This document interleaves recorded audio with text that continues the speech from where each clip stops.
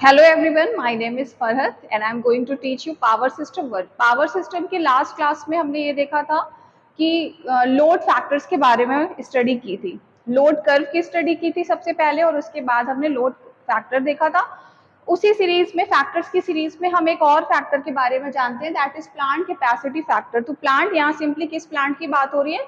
The particular power plant from where we generate the electricity. ठीक है, तो power plant पे आपकी जब इलेक्ट्रिसिटी जनरेट होती है तो फर्स्ट थिंग हमें माइंड में क्या लाना है कि उस प्लांट की कैपेसिटी क्या होगी। ठीक है, तो प्लांट की कैपेसिटी, तो कैपेसिटी की बात करें तो आपकी कैपेसिटी टू टाइप्स की कंसीडर कर सकते हैं। एक होती है आपकी इंस्टॉल्ड कैपेसिटी और दूसरी होती है रिजर्व कैपेसिटी। इंस्टॉल्ड कैपेसिटी और रिजर्व कैपेसिटी में क्या डिफरेंस है कि देखिए, अगर आपकी जो भी मैक्सिमम डिमांड है तो बेसिकली हम उतने ही रखेंगे कि हम एक लोड कर्व के जैसे हम स्टडी यही करते हैं ना कि हमारी मैक्सिमम डिमांड कितनी आने वाली है और उसी के अकॉर्डिंग हम प्लांट की कैपेसिटी फिक्स करते हैं। अब प्लांट की कैपेसिटी अगर हम सिर्फ मैक्सिमम डिमांड के अकॉर्डिंग फिक्स कर देंगे तो मे भी ऐसा हो सकता है कि समटाइम मैक्सिमम डिमांड की कुछ फ्लक्चुएशन से चीज़ें से सही नहीं बैठे। तो हम क्या करते हैं कि एक रिजर्व कैपेसिटी मेंटेन करते हैं ताकि कभी भी कोई भी हमारी डिमांड ऐसी ना हो कि हम उसके लिए सप्लाई ना प्रोवाइड करा पाए। तो देखिए, प्लांट कैपेसिटी फैक्टर, तो plant capacity factor is simply the ratio of which one actual energy produced upon maximum energy that could have been produced. यानी आप और क्या रिजर्व कैपेसिटी मेंटेन कर सकते हैं, उन दोनों का रेशियो। तो एक हो गई आपकी एक्चुअल एनर्जी प्रोड्यूस जो कि आपको एक्चुअल में करनी है, और एक हो गई maximum energy that could have been produced. Same factor को अगर हम देखें, प्लांट कैपेसिटी फैक्टर को, ये सारे टर्म्स हमारे अभी हम लोग बाद में डिस्कस करेंगे। तो प्लांट कैपेसिटी फैक्टर को हम इस तरह से भी डिनोट कर सकते हैं कि हमारी जो एवरेज डिमांड आ रही है मल्टीप्लाइड बाई टी, और जहां पर टी हमारा क्या है? टी हमारा होता है कि जो भी हम ऑपरेशन के दौरान जो भी टाइम पीरियड को कंसीडर कर रहे हैं ना, इफ 24 आवर्स कंसीडर कर रहे हैं तो हम डेली बेसिस पे कर रहे हैं, मंथली बेसिस पे कर रहे हैं, एनुअल ईयरली बेसिस पे कर रहे हैं, तो ये मल्टीप्लाइड बाई डी यानी कोई पर्टिकुलर टाइम पीरियड होगा। तो average demand multiplied by T and plant capacity into T. ठीक है, तो plant capacity factor is the ratio of actual energy produced and the maximum energy that could have been produced. अब देखिए, यहाँ कुछ terms मैंने लिखे थे कि maximum demand, installed capacity and reserve capacity.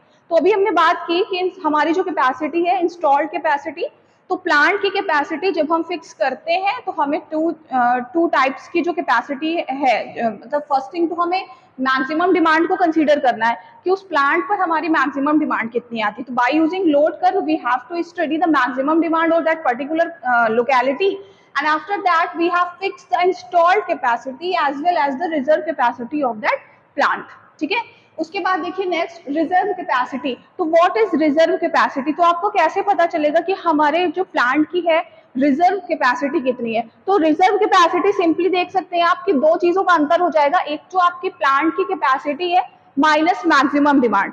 क्योंकि हम क्या कर रहे हैं, एक तो हमारी प्लांट की कैपेसिटी है और हम कुछ चीजें रखे हुए हैं, जैसे कि आप कहते हैं ना कि रिजर्व में कुछ चीजें रखे हुए हैं, तो जो रिजर्व होगा वो एक्स्ट्रा होगा। तो वो एक्स्ट्रा हमारा कैसे निकलेगा कि जो हमारी प्लांट की टोटल कैपेसिटी है उसमें से हम माइनस आपकी मैक्सिमम डिमांड कर देंगे, तो आपका क्या निकल कर आएगा? Reserve capacity. ठीक है, यानी जितना आपका जो प्लांट कैपेसिटी बनेगा वो हमेशा मैक्सिमम डिमांड को कंसीडर करके बनता है। तो अगर हम मैक्सिमम डिमांड उसमें से माइनस कर देंगे तो ये हम आपकी रिजर्व कैपेसिटी निकल जाएगी। ठीक है, नेक्स्ट देखिए क्या है आपका, higher load factor means lesser maximum demand. तो अगर हम लोड फैक्टर की बात करें तो आपने देखा था कि लोड फैक्टर किन दो चीजों का रेशियो होता है? तो लास्ट क्लास में हमने देखा था कि load factor is equal to actual, एक तरह से आपका average load and upon maximum demand, average demand and maximum demand. तो अब अगर आप ये कहते हैं कि हायर द लोड फैक्टर, अगर आपके लोड फैक्टर की वैल्यू ज्यादा है दैट मीन्स उस केस में आपकी मैक्सिमम डिमांड की वैल्यू कम होगी। लोड फैक्टर की वैल्यू अगर आपकी ज्यादा है तो मैक्सिमम डिमांड आपकी कम होगी, और अगर आपकी मैक्सिमम डिमांड की वैल्यू कम होगी दैट मीन्स क्या होगा? Therefore lower capacity of the plant, क्योंकि हमारी मैक्सिमम डिमांड के अकॉर्डिंग ही तो प्लांट की कैपेसिटी बन रही है। तो अगर आपकी मैक्सिमम डिमांड की वैल्यू कम है तो आपकी प्लांट की कैपेसिटी भी कम बनेगी, सो दैट आपकी जो ओवरऑल कॉस्ट है ना, ठीक है, capacity of the plant reduces क्या, the cost of the plant, तो आपके प्लांट की कॉस्ट कम हो जाएगी। इसलिए लास्टली कल हमने ये देखा था कि हमारा जो लोड फैक्टर है वो बेसिकली हमको क्या इंडिकेट करता है, कैसे हम कॉस्ट यूनिट जनरेटेड निकालते हैं। तो अगर लोड फैक्टर की वैल्यू आपकी ज्यादा है तो आपका कॉस्ट क्या हो जाएगी, वो कम आएगी। नेक्स्ट देखिए, ये लिखा भी हुआ था, लोड फैक्टर का फॉर्मूला देख सकते हैं, average load upon maximum demand, ठीक है। Next, if maximum demand is equal to plant capacity, देख रहे हैं प्लांट कैपेसिटी और मैक्सिमम डिमांड, देखिए इन चीजों में अंतर समझिए कि प्लांट कैपेसिटी क्या है और मैक्सिमम डिमांड क्या है। तो अगर हमारी maximum demand is equal to plant capacity, हम उतना ही बना रहे हैं, हम मैक्सिमम डिमांड से, मैंने कहा ना कि हम रिजर्व नहीं रख रहे हैं, ठीक है।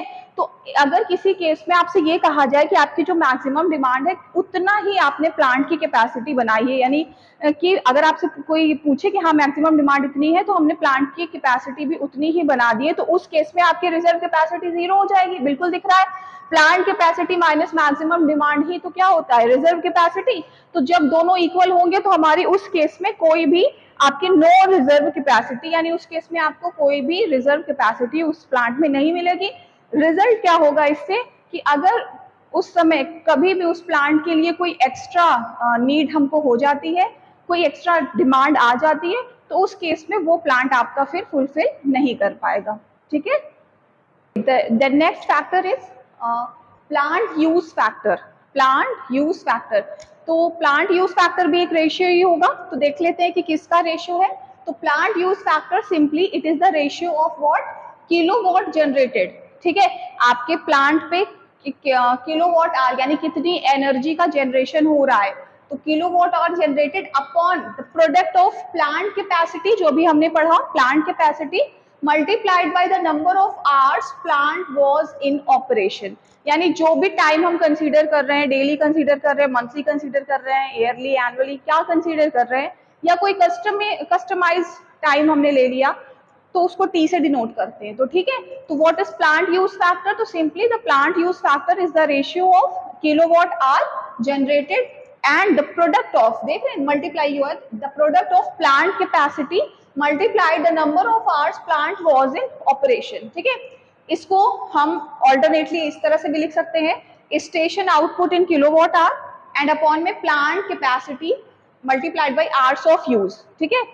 तो ये हो गया आपका प्लांट यूज फैक्टर। अच्छा, अब प्लांट यूज फैक्टर का क्या रोल है यहाँ पर, तो देखिए प्लांट यूज फैक्टर से हम इस तरह की कैलकुलेशन कर सकते हैं, जैसे आपको बता दिया गया कि कोई पावर प्लांट है और उस पावर प्लांट की जो इंस्टॉल्ड कैपेसिटी है, दैट पावर प्लांट की जो इंस्टॉल्ड कैपेसिटी है वो आपकी है 20 मेगावाट की, ठीक है, 20 मेगावाट की है। साथ ही साथ क्या है, एनुअल आउटपुट, यानी उस पावर प्लांट से जो हमारा एनुअली आउटपुट हो रहा है, कितना वो फीड कर रहा है, वो आपका है 7.35 इंटू 10⁶ किलोवाट आवर, ठीक है।